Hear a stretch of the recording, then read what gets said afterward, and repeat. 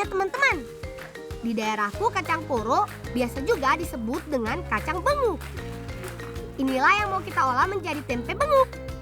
Iya, sebenarnya hampir semua kacang-kacangan bisa diolah menjadi tempe. Yang penting jangan sampai salah mengolahnya ya. Misalnya saja biji benguk ini, walaupun benguk mengandung racun asam sianida, tapi kandungan racunnya mudah dihilangkan dengan cara direndam air bersih selama 1 sampai 2 hari. Jadi proses pertama yang harus kita lakukan, merebus biji benguk yang sudah melalui proses rendam dan jemur.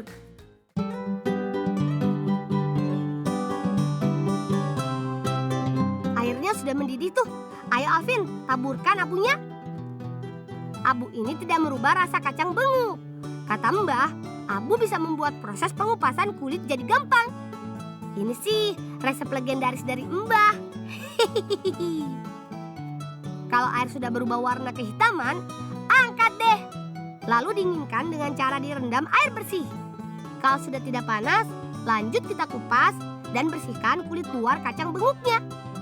Tinggal dibejek-bejek saja pakai kedua tangan. Mudah kan?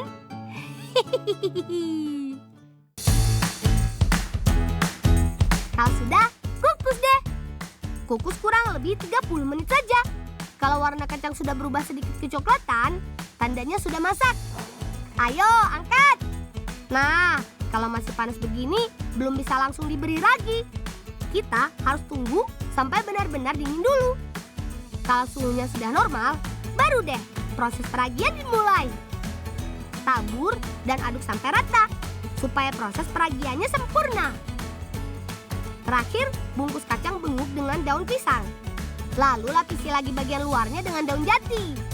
Ayo, bungkus yang rapi ya. Lalu ikat kuat supaya tidak mudah terbuka bungkusannya. Kalau sudah begini, tinggal tunggu 1 sampai 2 malam. Nah, ini dia tempe benguk yang sudah jadi. Sekilas tempe benguk mirip dengan tempe kedelai. Tapi kalau diperhatikan lebih dekat, jelas ukuran kacangnya berbeda. Tempe benguk jauh lebih besar. Rasanya juga berbeda loh. Tempe benguk punya rasa khas. Sedikit pahit dan tidak segurih tempe kedelai. Tapi tetap enak kok.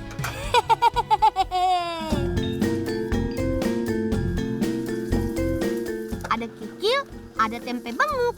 Sekarang kita masak sayur cabai isi kikil dan tempe benguk. Potong kecil dulu kikilnya. Jangan terlalu tipis, jangan juga terlalu tebal. Jadi empuk dan kenyal saat digigit. Potong juga tempe benguk jadi beberapa bagian. Kalau sudah, siapkan bumbu-bumbunya. Juga sayuran pelengkap seperti wortel dan kentang. Kalau semua sudah siap, tinggal tumis deh.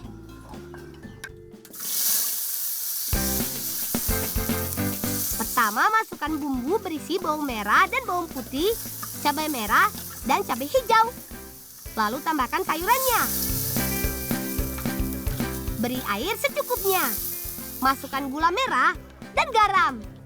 Aduk-aduk, tunggu sampai mendidih. Masukkan juga kikil dan tempe benguknya. Terakhir, santan. Tinggal nunggu semua bahannya matang. Di desaku, sayuran seperti ini biasa disebut jangan lombok atau sayur cabai. Karena banyak sekali cabai di dalamnya.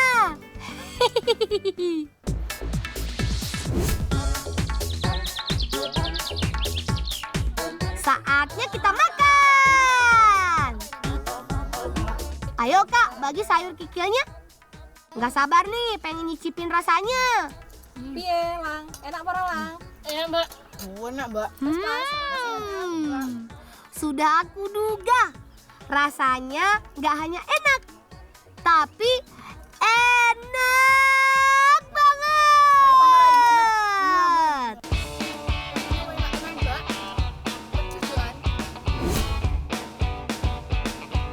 Selamat datang di tanah kelahiranku. Ujung timur Kabupaten Wonogiri berbatasan dengan Kabupaten Magetan, Jawa Timur. Hampir semua masyarakat di desaku berkebun dengan memanfaatkan suburnya tanah khas perbukitan. Kalau teman di rumah main ke desaku, Aku jamin pemandangan indah di setiap sudut desa. Gak percaya? Ayo sini, ngebolang bareng aku. Ini hari yang ditunggu-tunggu. Di desaku sekarang sedang musim panen ubi madu. Salah satunya kebun milik pamanku nih. Paling asik kalau ikut bantu panen. Apalagi sambil menikmati pemandangan indah dan udara segar hari ini.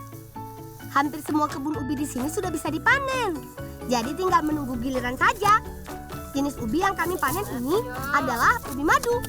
Diberi nama madu karena terkenal dengan rasanya yang manis. Ubi madu ini serupa dengan ubi Cilembu yang ada di Sumedang, Jawa Barat. Rasa manis ubi madu karena kandungan cairan seperti madu yang ada dalam ubi. Ubi ini juga ditanam pada kandungan tanah yang memiliki unsur hara yang unik. Makanya jadi manis. Tapi tenang, kandungan rasa manis ubi madu tidak menaikkan kadar gula dalam tubuh kok. Aman bagi penderita diabetes. Ubi madu ini tinggi serat, tapi rendah kalori dan kolesterol. Kandungan vitamin A-nya juga tinggi. Oh ya, tidak hanya dikirim untuk pasar Jawa Tengah. Ubi madu dari Wonogiri Timur ini juga sampai ke Jakarta loh. Sekali panen raya, paman bisa dapat ubi madu hingga puluhan ton. Itu baru satu lahan kebun saja loh. Belum dari lahan yang lainnya. Paman bilang ubi madu bisa dipanen saat masuk usia 4 bulan setelah masa tanam. Teman, kita buat boba ubi madu ala si bolang. Pertama, kukus ubi madu sampai matang. Tidak perlu lama-lama. Kurang lebih 20 menit juga cukup. Setelah matang, angkat deh. Lanjut kupas kulit ubi madu yang sudah dikukus. Gampang, tidak perlu pakai alat. Tinggal kupas pakai tangan saja.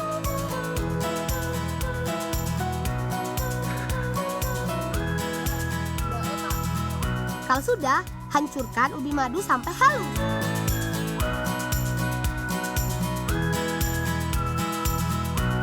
Lalu tambahkan tepung tapioka. Tidak perlu lagi pakai tambahan gula. Ubinya sudah manis banget. Aduk sampai rata. Tinggal kita bentuk bulat-bulat kecil. Oh ya, biar tangan gak lengket, jangan lupa olesi tepung terigu dulu ya. Oh ya, boba ini mau kita jadikan bahan tambahan es campur. Udah kebayang dong segernya. Sudah banyak nih, tinggal rebus deh.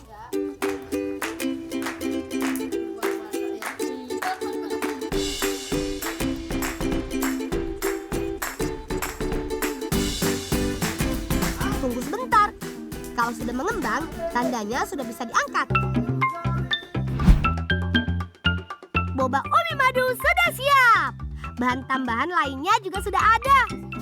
Es serutnya juga sudah siap nih kak. Kalau kurang nanti aku tambah lagi.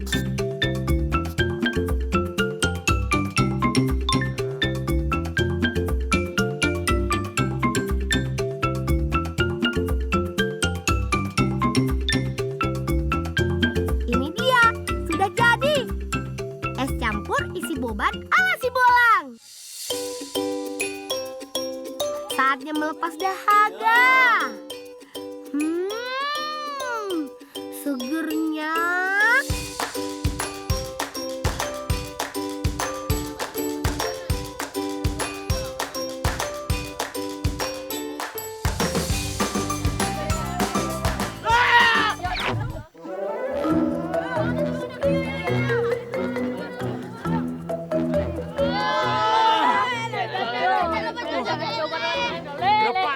Kayak kejutan malah kejelungup to lele.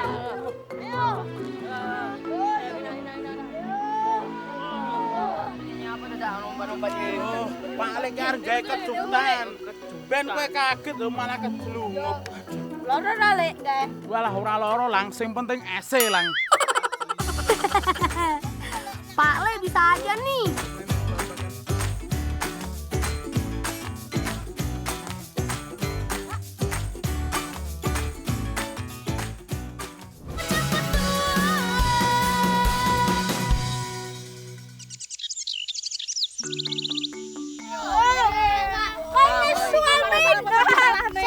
sik. Enak apa kae? Kaya enak bang. Dodolan enak ngono lho. Yoi. Sik. Rumangsaku. Eneng.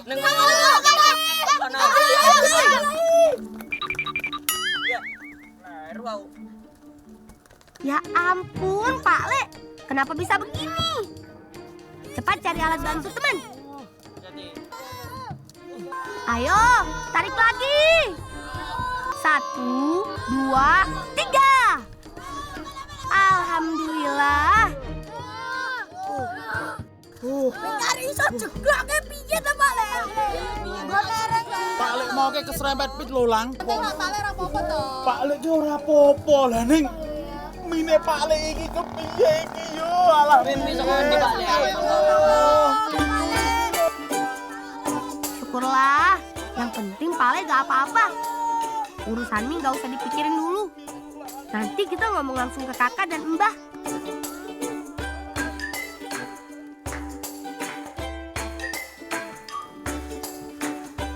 Wah, kebetulan kakak dan mbah lagi ada di dapur. Ayo Pak Le masuk. Loh, kok cepet men adol mine? Mine Anu lho Mbak, engke Pak Le anu diserempet pit, gak mine jeglok kabeh. Ya wis, kene gawe mine maneh. Sekarang mending kita bantu kakak dan mbah membuat mie pentilnya. Ayo, kita siapkan dulu bahan-bahannya. Tepung tapioka atau tepung singkong dicampur dengan sedikit tepung terigu. Lalu aduk dengan air panas. Kata mbah, ngaduknya harus cepat.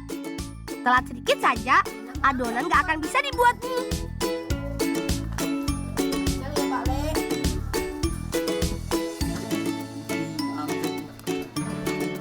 Nah, kalau sudah sedikit kalis, biar gampang, lanjut mengaduk adonan dengan tangan. Ini dia alat cetak mie-nya. Usianya lebih tua dibanding usiaku. Cara kerjanya, masukkan adonan ke dalam alat cetak. Lalu tekan, dan tutup. Nekannya harus kuat teman, supaya adonan bisa tercetak menjadi mie. Nah, dongkrak inilah yang siap membantu. Tekan tuas dongkraknya. Otomatis minyak keluar dari bawah cetakan. Setelah dicetak, mie mentah kemudian direbus menggunakan keranjang bambu supaya tidak menempel ke dasar kuali. Kata mbah, selama direbus, mie harus selalu diaduk supaya tidak saling menempel. Setelah matang, angkat. Kemudian tiriskan sampai benar-benar kering. Terakhir sebelum dijual, mie harus dikasih minyak sayur dulu. Tujuannya supaya mie tidak lengket. Tuangkan beberapa sendok minyak, lalu aduk sampai rata. Oh iya teman, mie pentil buatan mbahku ini dijamin aman loh, karena bebas pengawet. Daya tahannya pun gak lama, hanya 2 hari saja. Ini kalau murni tanpa bumbu. Kalau sudah diberi bumbu, mie ini hanya bisa bertahan semalam saja.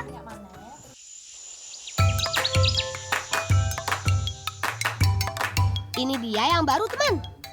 Mie pentil nggak hanya enak dimakan dengan bumbu kacang saja, tapi bisa dimasak jadi berbagai macam olahan loh. Salah satunya mie nyemek. Yuk, langsung kita siapkan bahan-bahannya.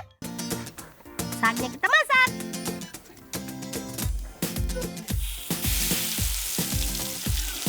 Tumis dulu bumbu ulegnya. Lalu tambahkan sosis, bakso dan udang supaya makin mantap.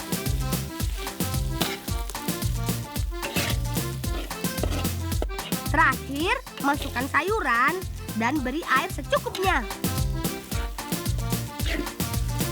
Tunggu sampai mendidih. Dalam bahasa Jawa, nyemek berarti tidak basah dan tidak kering. Jadi, cukup tambahkan air sedikit saja supaya tidak banjir. Jika sudah mendidih, sekarang waktunya memasukkan si kuning kenyal buatan sendiri. Hehehe. Masaknya nggak perlu lama-lama kok, karena mie ini sudah matang. dia, mie nyemek ala si Bolang.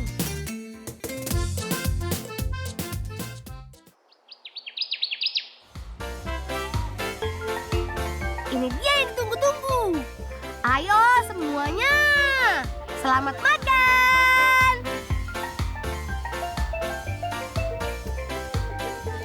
Kenyalnya mie pentil memang gak ada duanya dibanding mie yang lain. Itulah kenapa jajanan legendaris ini disebut mie pentil. Karena kenyalnya mirip karet pentil ban. Hihihi.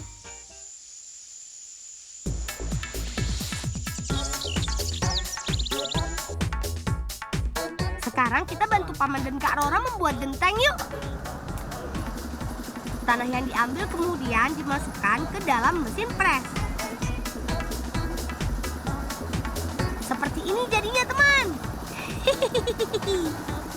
Mirip coklat ya. Setelah dipotong-potong, tanah diangkut dengan gerobak ke tempat cetak. Ambil tanah sesuai ukuran cetakan. Simpan dalam cetakan, tutup, lalu tekan. Gampang kan? Genteng basah harus didiamkan beberapa malam supaya keras. Ayo, susun yang rapi Alvin. Kita ikuti alur yang sudah ada. Proses selanjutnya, kita jemur. Biasanya genteng ini dijemur kurang lebih 3 hari. Di ruangan 4x4 meter ini, genteng kering siap untuk dibakar. Proses pembakaran gak dilakukan setiap hari teman. Harus nunggu tempat ini penuh dulu. Mbak, tolong mbak. Kayak tolong ono aku enek das. Apa jenenge? Aduh. Das tawon das. Oh, tawon gas toh. Oh ya wes gue tidur baik. Loh, tunduk iki to lek aku wedi lho. Kok diundang karo Pak Le? Oh, lah nek ngono aku wani. Ayo Neno ayo. Ayo. Aku jadi penasaran nih. Sebesar apa sih sarang tawon dasnya? Di mana tempatnya Pak Le? Oh iya, itu dia sarangnya. Ternyata besar juga ya. Oh ya teman, tawon das punya ciri khas di bagian perutnya. Ada lingkaran berwarna kuning atau orange. Menurut buku yang aku baca, serangga bernama Latin Vespa afinis ini hidup bergerombol dan berdarah dingin. Artinya mereka akan aktif saat siang hari atau saat suhu di luar sedang tinggi. Lihat teman, Paman punya cara sendiri untuk memindahkan sarang das. Sebelum dipindahkan, lubang sarangnya ditutup dulu dengan daun yang sudah dicelupkan ke dalam minyak tanah. Bau minyak tanah yang menyengat tidak akan membunuh semua penghuni sarang, tapi hanya membuatnya stres dan lemas.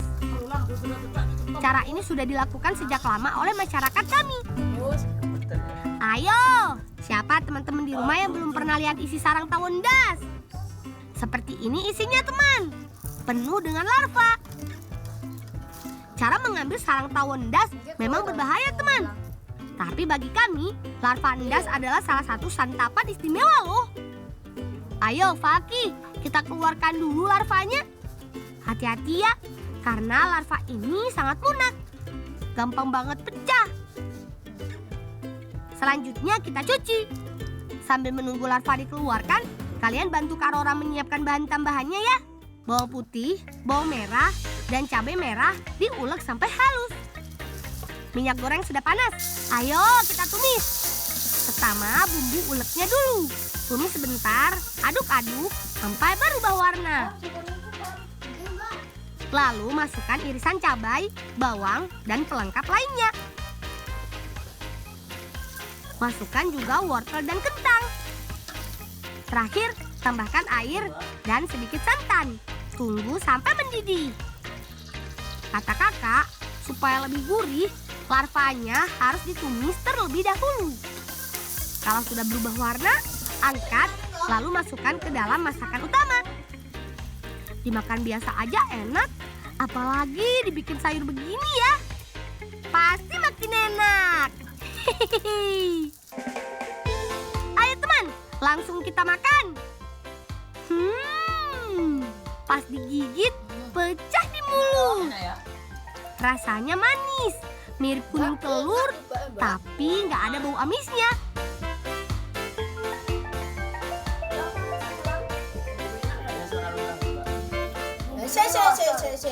Siji, loro, Apa to, Lang? lah nek awake mangan kan mesti Pak Le teko. Masa sih? Iya, Gak mesti lah. mesti kanggo awake mangan. Ayo, nggih Pak Lik ya.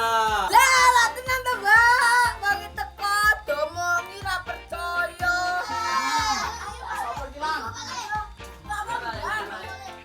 Ayo Pak Le, habiskan. Kalau kurang nambah lagi. Hihihi.